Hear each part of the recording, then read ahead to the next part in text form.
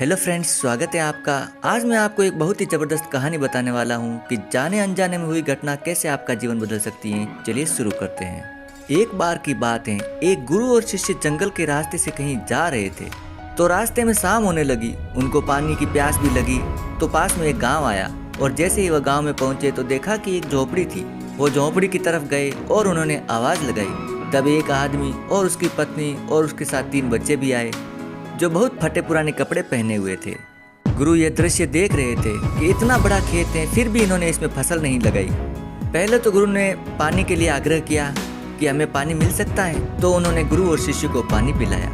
अचानक गुरु ने कहा कि अगर आप इसमें खेती नहीं करते तो अपना फिर जीवन यापन कैसे चलाते हैं। तो उस आदमी ने कहा कि हमारे पास एक भैंस है और इस भैंस का दूध बेचकर हम पैसे कमाते हैं और इसी से अपनी आजीविका चलाते हैं। गुरु ने इनकी बात को ध्यानपूर्वक सुना और उनके बीच में कुछ देर तक बातचीत हुई, लेकिन अंधेरा हो जाने की वजह से गुरु ने आज रात वहीं रुकने का फैसला किया। मध्य रात्रि के करीब गुरु ने शिष्य से कहा, हमें इस भैंस को ले जाना होगा और इस भैंस को ले जाकर जंगल में कहीं छोड़ना होगा। तो शिष्य ने सोचा कि इस गलत तरीके का काम मैं भला कैसे कर सकता हूँ। अगर मैं इस भैंस को लेकर के जाऊंगा तो यह आदमी बाद में अपना जीवन यापन कैसे करेगा। लेकिन गुरु का आदेश था, उसको करना पड़ा। वह अपने गुरु के साथ चला गया और आधी रात को गुरु और शिष्य निकल गए, लेकिन भैंस को भी अपने साथ ले गए और बहुत दूर जाकर के छोड़ दिया ताकि वहां से भैंस वापस अपने गांव नहीं आ सके।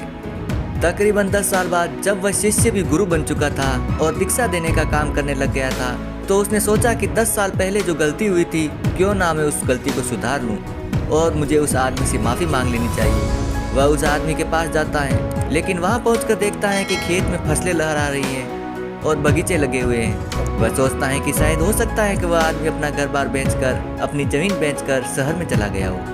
लेकिन तभी वह आदमी आता है और उस गुरु को नमन करता है कि मैंने आपको पहचान लिया। बरसों पहले आप और आपके गुरु आए थे, लेकिन उस दिन रात को अचानक पता नहीं क्या हुआ कि हमारी भैंस हमें छोड़कर चली गई और हमें कोई दूसरा काम करना पड़ा जिससे हमारी आजीविका पुनः शुरू हो सके।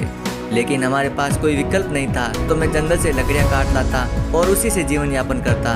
मैंने बहुत मेहनत की, आम के बगीचे लगाए और धीरे धीरे आम के बगीचों से आम खरीदने लगे और धीरे धीरे मेरा यह आम का बगीचा बड़ा होने लगा और मुझे अच्छे खासे पैसे मिलने लगे। मेरा बिजनेस बढ़ता गया और मेरा काम बढ़ता गया। यह जो आप देख रहे हो, यह 10 सालों की मेहनत का ही नतीजा है। इस कहानी से हमें शिक्षा मिलती है कि आपके जीवन में भी कोई ऐसी भैंस है क्या जिसको आप नहीं छोड़ना चाहते हो और सिर्फ उसी से कमाई करना चाहते हो। जैसे कि उस आदमी को नहीं पता था कि उसके अंदर टैलेंट है, उसके अंदर इतनी क्षमता है, लेकिन गुरु ने उसका भाग्य बदल दिया।